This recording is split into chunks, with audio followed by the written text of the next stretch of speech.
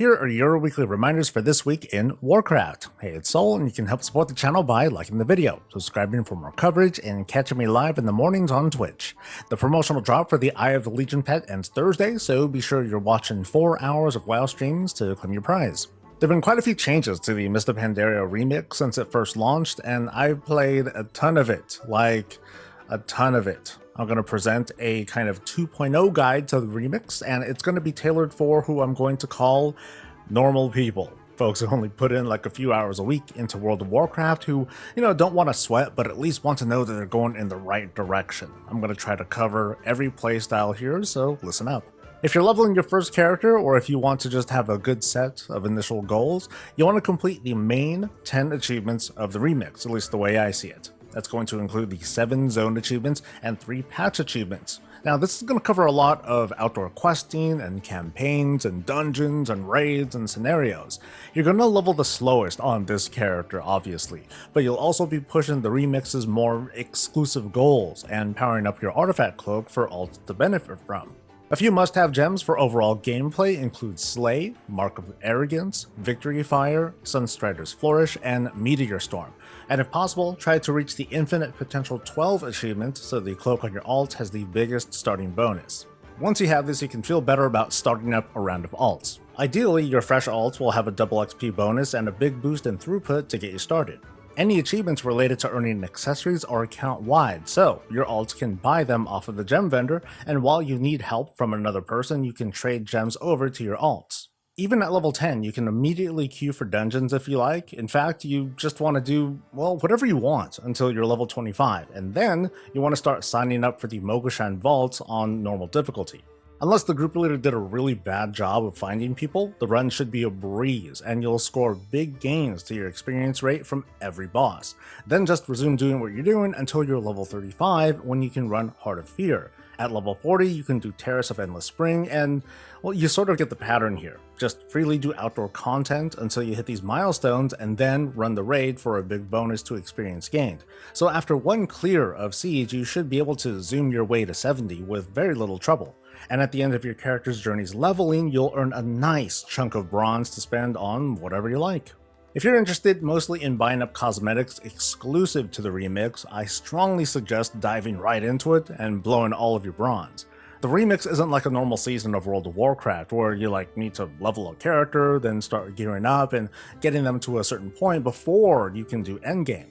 If cosmetics and alt leveling are your main goals here, Endgame starts as soon as you land in the Jade Forest at level 10. Okay, so let's talk about bronze farms, which apply to those of us who really care to play one character, or we're interested in an endgame like doing Mythic Siege, or maybe soloing dungeons and raids for that power fantasy.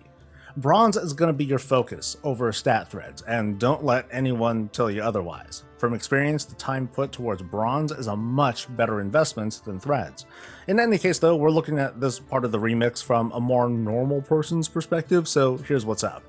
Lots of max level bronze will come from group content. You'll want to pick up the 3 daily quests in any of the Time Runner hubs that ask you to complete dungeons, scenarios, and raids. Those will give you some hefty bags of bronze.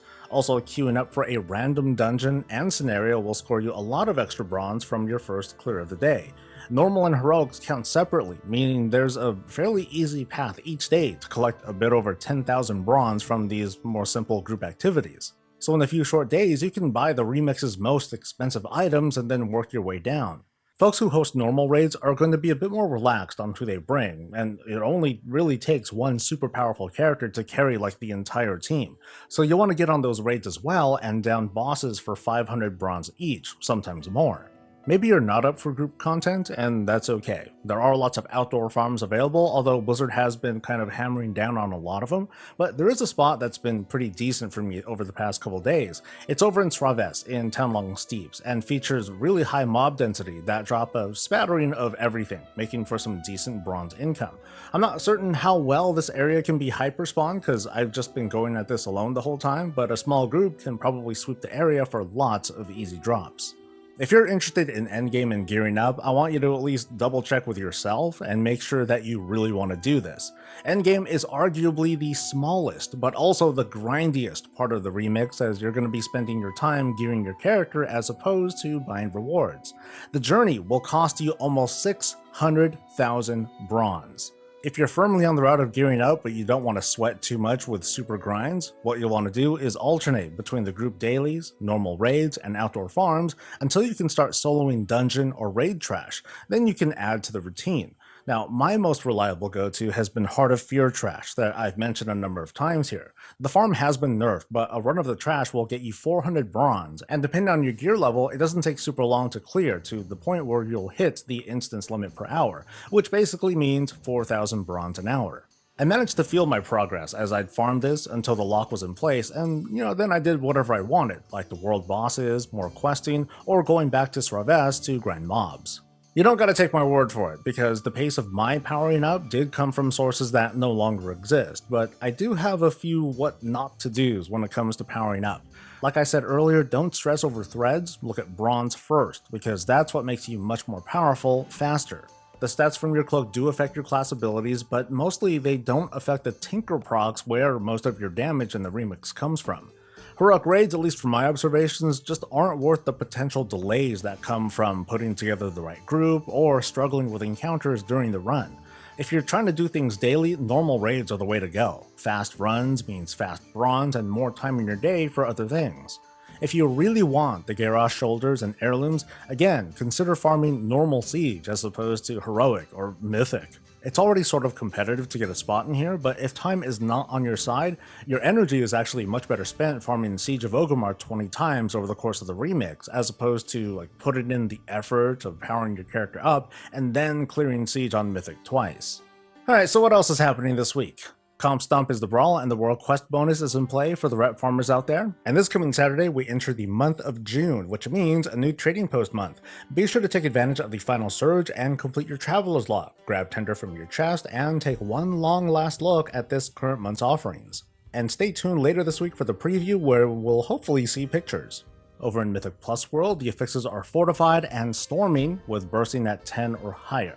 This is the best case scenario for players at the lower band who can worry less about storming getting one killed in a boss fight, but Trash might have you keeping a lookout. Bursting shouldn't be so tough either, although sorry healers, it does mean that most of the burden's gonna be on you. With all hero specs and zones testable, it could be any time now when the War Within moves from an alpha to a beta testing phase. The most important thing for you is that maybe you'll finally get in. There's still a lot that can change during this testing period though, including classes, specs, and talents. Professions still need to be filled out before practical testing can be done, but you can expect me to start pivoting back towards the alpha as we look at changes to professions and zone activities, and how all this is going to tie together. Stay tuned for that sort of coverage and more by subscribing to the channel. Also like the video and catch me live in the mornings on Twitch. Thanks for coming, and let's have Bob close us out. Stay safe, stay healthy, and stay breezy.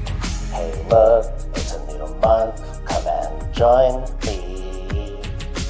We're gonna do collecties. Cause Tender is my breakfast, Tender's what I breathe. Tender is the loot I collect from the corpses. Tender's running through my veins, Tender's both my pleasure and pain. It's like coffee, Tender's in my cup. Suddenly it's not cause I bought things. Check me on my badass broomstick mount. Got my tender, then your mama can count. Done.